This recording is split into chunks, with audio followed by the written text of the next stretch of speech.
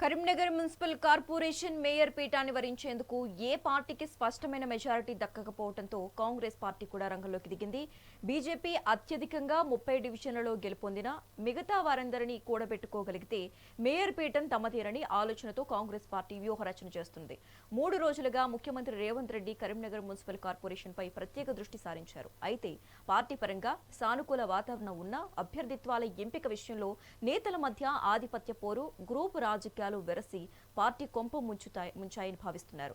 జరగాల్సిన నష్టం జరిగిపోయినా మేయర్ పీఠాన్ని బీజేపీకి వదలటానికి బదులు గట్టి ప్రయత్నాలు చేయటమే ఉత్తమమని భావించి ఆ పార్టీ ముఖ్య నేతలు రంగంలోకి దిగారని తెలుస్తోంది.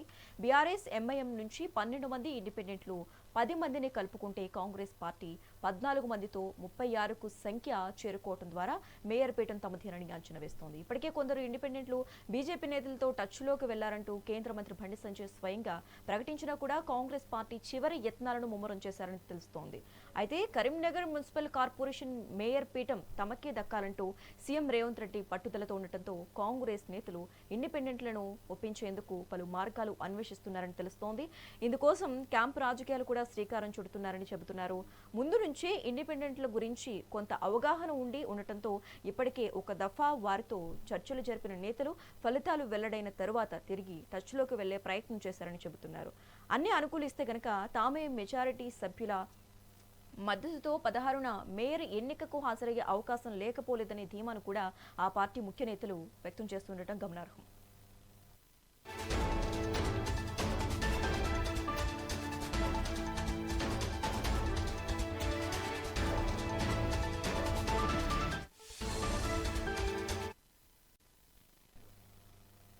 ఇక ఇదే అంశానికి సంబంధించి మరింత సమాచారం మా ప్రతినిధి రవికుమార్ ఫోన్ ద్వారా అందిస్తారు. రవికుమార్. Thank you Sasirekha. ఏదైతే కరీంనగర్ లో నిన్న అర్ధరాత్రి వరకు ఉత్కంఠంగా రేపిన ఏదైతే మేయర్ పీఠంపై ఇటు కన్నేసిన కాంగ్రెస్ పార్టీ శ్రేణులు చివరి దశలో బీఆర్ఎస్ బ్యాక్ స్టెప్ వేయడంతో ఇక్కడ బీజేపీ కైవసం చేసుకున్నారని చెప్పుకోవచ్చు. మేయర్ గా ఏదైతే మేయర్ స్థానాన్ని బీజేపీ కైవసం చేసుకొని ఇటు డిప్యూటీ మేయర్ స్థానం కూడా ఖరారు చేయాలని తెలుస్తుంది. దాంతో పాటు ఏదైతే మన మేయర్ అభ్యర్థి అయిన కోలగాని శ్రీనివాసును కన్ఫర్మ్ చేసినట్టు మనకు అందిన సమాచారం. ఇంకా ఇప్పుడు అభ్యర్థులుగా ప్రమాణ స్వీకారం మొదలైంది. ఇప్పుడే మొత్తానికి తెరపడినట్టు చెప్పుకోవచ్చు. ఇటు ఎప్పటి నుంచి ఏదైతే గట్టి ప్రయత్నం చేసినప్పటికీ కాంగ్రెస్ ప్రభుత్వం పీఠం తగ్గించుకోవడానికి ఎన్నో ప్రయత్నం చేసినప్పటికీ మొట్టమొదటిసారిగా ఇటు బండి సంజయ్ దీని ఇన్వాల్వ్మెంట్ తో ఈ కైవసం బీఆర్ఎస్ ఏదైతే బీజేపీ కైవసం చేసుకోవాలని చెప్పేసి మొదటి నుంచి కూడా మున్సిపల్ కార్పొరేషన్ పై కన్నేసిన బీజేపీ మొత్తానికి అయితే చేజిక్కించుకోవాలని చెప్పుకోవచ్చు.